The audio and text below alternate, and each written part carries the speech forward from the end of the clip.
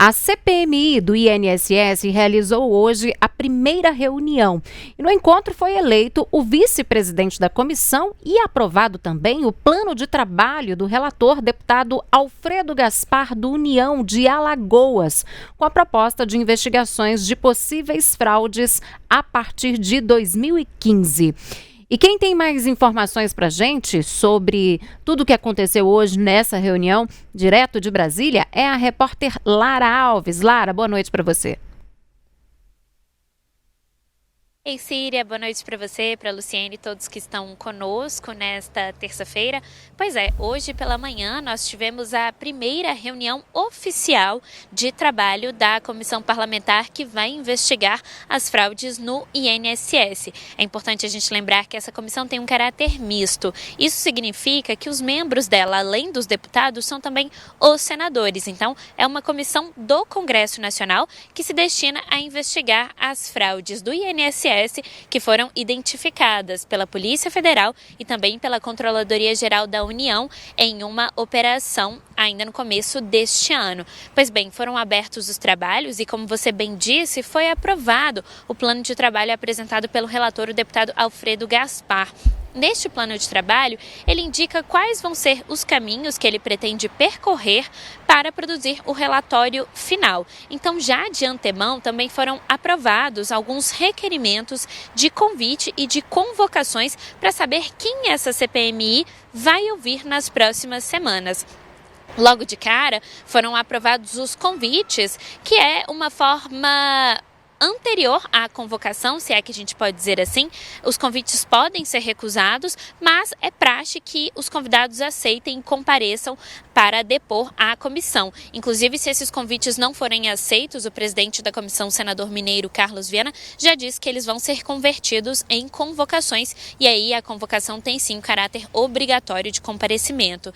E para quem destinam-se esses convites? Para os ministros da Previdência do governo Dilma II, também para os ministros da Previdência de Jair Bolsonaro, do ex-presidente Jair Bolsonaro, e Carlos Lupe, do presidente Lula, que foi demitido em todo esse escândalo do INSS. Além disso, também foram aprovadas convocações de ex-presidentes e ex-dirigentes de benefícios do INSS desde 2015. Inclusive, esse é um marco importante. A CPI mista definiu como marco temporal o ano de 2015 para dar início às investigações. O presidente Carlos Viana falou depois da sessão sobre como vão funcionar os trabalhos e quais são os principais objetivos da comissão neste primeiro momento. Vamos ouvi-lo.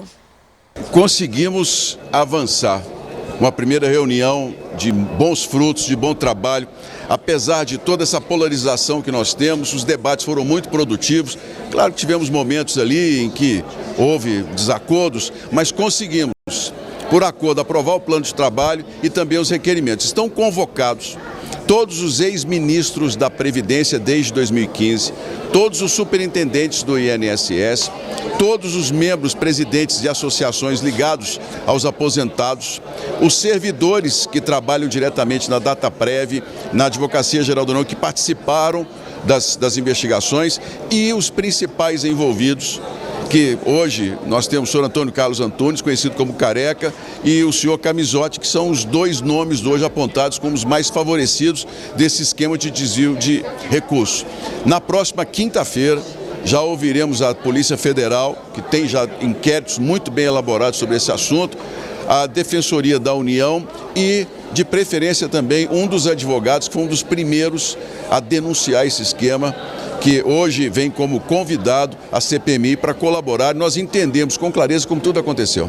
Como é que está o plano de trabalho agora durante a semana e nas próximas semanas? Bem, nós vamos manter as reuniões nas segundas-feiras e nas quintas-feiras. Assim não concorremos com a pauta da casa e temos condição de ouvir com mais tranquilidade a todos aqueles que forem convocados ou convidados. Nós teremos também os requerimentos de informações todos aprovados automaticamente, não haverá necessidade, vamos apenas colocar em votação esses requerimentos que nos tragam, que as quebras de sigilo, essas serão votadas individualmente para que a gente possa preservar a participação de tanto de governo quanto de oposição. O primeiro convidado, quem que será? Serão os delegados da Polícia Federal e da Defensoria Pública da União, os representantes, para que na quinta-feira nos digam como as investigações foram feitas e o que apontaram os primeiros resultados, para a gente entender o esquema, como conseguiram desviar tanto dinheiro da Previdência. Pois é, esse que nós ouvimos foi o presidente da CPI mista, o senador mineiro Carlos Viana, e a partir de agora, então, a CPI tem um prazo de trabalho para votar e entregar o relatório dos trabalhos, que inclusive pode pedir indiciamento de algumas dessas pessoas ouvidas. A perspectiva é que, na verdade, esse relatório seja votado até o dia 28 de março do ano que vem, então uma investigação bastante longa que teremos aqui no Congresso Nacional. Como bem citou o presidente Carlos Viana, uma das figuras que serão ouvidas por essa comissão é o careca do INSS, o Antônio Carlos, que é apontado como um dos principais operadores desse esquema de fraudes bilionário que foi detectado pela Polícia Federal e pela Controladoria Geral da União. Um esclarecimento que vale ser feito, Síria, é em relação ao ministro da Economia, Paulo Guedes, que foi ministro durante a gestão do ex-presidente Jair Bolsonaro. Naquela época, logo no início, o Ministério da Previdência estava condicionado ao Ministério da Economia, mas houve um acordo para não aprovar nem convite nem convocação de Paulo Guedes. Então, de fato, os ministros que vão ser ouvidos são os ministros de Dilma, de também Bolsonaro, quando a pasta estava separada, e do presidente Lula. Síria. Tá certo, Lara, muito obrigada pela sua participação mais uma vez e um bom trabalho para você em Brasília. E nós seguimos agora com a conversa com o cientista político Magno Cal por aqui. Magno, agora a gente vai analisar as questões políticas envolvidas aí na CPMI do INSS, né? Como a Lara explicou pra gente, a primeira reunião foi hoje. Na sua avaliação, Magno, qual que é o simbolismo político de uma CPMI como essa, né, em que nesse momento o governo, de certa forma, enfrenta aí dificuldades para articular a sua base, hein?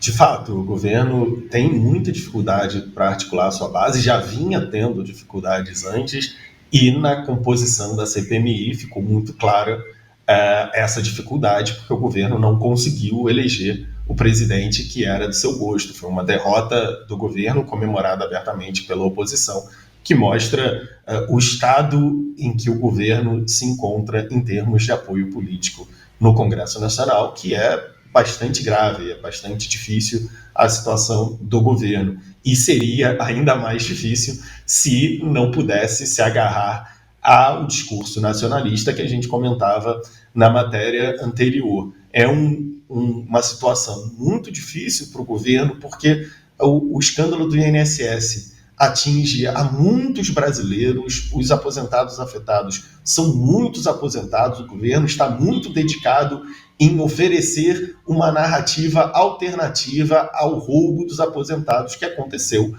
durante essa gestão e também durante as outras gestões, que é: nós não criamos esse problema, mas nós estamos resolvendo o problema. Esse é um slogan que foi repetido algumas vezes por representantes do governo, e será essa a estratégia do governo para tentar se blindar do desgaste que é muito claro, tanto do escândalo, quando ele afeta milhões de brasileiros, quanto dessa investigação que ninguém sabe onde vai chegar. E esse é o grande problema das comissões parlamentares de inquérito. As CPIs começam de um jeito, vão investigando, e por mais que os acordos entre governo e oposição tentem limitar o escopo das comissões parlamentares, a gente nunca sabe o que elas vão descobrindo ao longo do caminho. Mas o que nós teremos nesse momento é mais uma arena para que oposição e governo criem esse embate. É sempre muito mais difícil para o governo, que está em exercício, ter uma CPMI ou uma CPMI que investigue os seus atos, mesmo que a culpa também possa ser dividida com governos anteriores, já que as reportagens, as provas hoje mostram que esse é um esquema que já vinha sendo executado em outras administrações, o que só mostra a força desse esquema, a força dos representantes dessas instituições que, por meio de fraude, conseguiam roubar os aposentados brasileiros. Magda, faltando um ano e pouquinho para as eleições, na sua avaliação, pode se correr o risco de que essa CPMI se transforme em um palco político aí para 2026?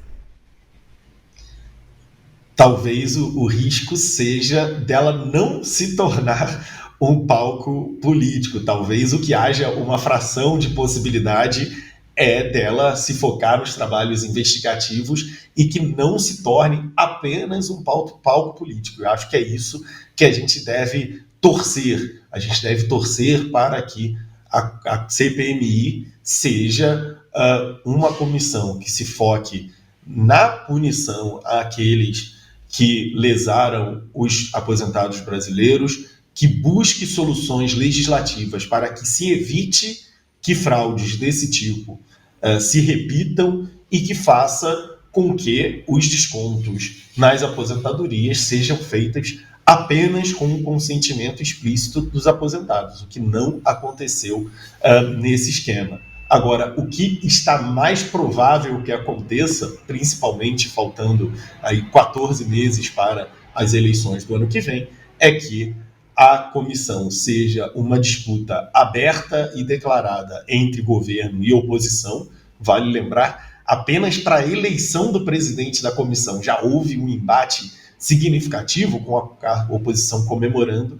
Então, imagino que será um palco político, será um palco de performance entre governo e oposição, em que se convidará ex-ministros de gestões anteriores, se convocará ex-presidentes do INSS em busca de pontos políticos, e enquanto isso, os meses vão passando, a situação política brasileira em direção à eleição vai se consolidando e a gente fica apenas com a esperança de que alguma coisa positiva, de que alguma coisa de substância saia dessa CPMI e que ela não seja apenas um palco de disputa política. A gente sabe que haverá muita disputa política. O que a gente pode esperar é que ela não seja apenas um palco de disputa política e que haja, de fato, investigação, que haja, de fato, melhorias legislativas e que haja, se for o caso, o indiciamento dos culpados desse escândalo bilionário contra os aposentados do Brasil. Magno, a Lara trouxe para a gente essa questão da convocação, né, de Carlos Lupe, ex-ministro da Previdência, para depor nessa CPI, né? Na sua avaliação, quais são os riscos, qual que é o impacto dessa possível convocação, exposição dele, do Carlos Lupe, aí para o governo atual, já que ele saiu do governo um pouco depois aí de que todo esse escândalo veio à tona, né? É verdade. Carlos Lupe deixou o governo, mas o governo substituiu Carlos Lupe por um correligionário. Então, o partido presidido por Carlos Lupe segue ocupando aquela vaga. Carlos Lupe é um personagem muito importante para essa trama toda, porque há relatos de que ele teria sido alertado muitos meses antes do escândalo explodir, ele teria sido alertado a respeito desse esquema que estaria já rodando dentro do Ministério da Previdência há algum tempo. E essa inação do ministro Carlos Lupe é um dos motivos pelo qual o governo foi pressionado a demiti-lo. Há uma expectativa de que ele vá se defender, dizer que há um processo natural, de que não havia provas e que foi o próprio governo que atuou para acabar com essa fraude. E é importante a gente lembrar, é essa história que o governo tem atuado com muita força para difundir pelo país, usando a publicidade oficial para dizer que foi esse governo que desmantelou a fraude. E esse é esse ponto que a gente deve esperar de Carlos Lupe na CPMI. Mas o fato é que há inúmeros relatos que Carlos Lupe teria sido alertado dessas fraudes anteriormente, e as fraudes continuaram a acontecer durante a sua gestão, inclusive tendo crescido, tendo chegado a novas organizações durante a sua gestão, mesmo após o alerta de que havia fraudes no sistema previdenciário brasileiro, e que depois, por conta da pressão da imprensa que foi atrás desses dados das fraudes, o esquema acabou sendo revelado. Haverá, então, um conflito de versões por um lado do governo, dizendo que este é o governo que descobriu a fraude e que fez com que ela fosse estancada e que já até devolveu o dinheiro para os aposentados, e a narrativa da oposição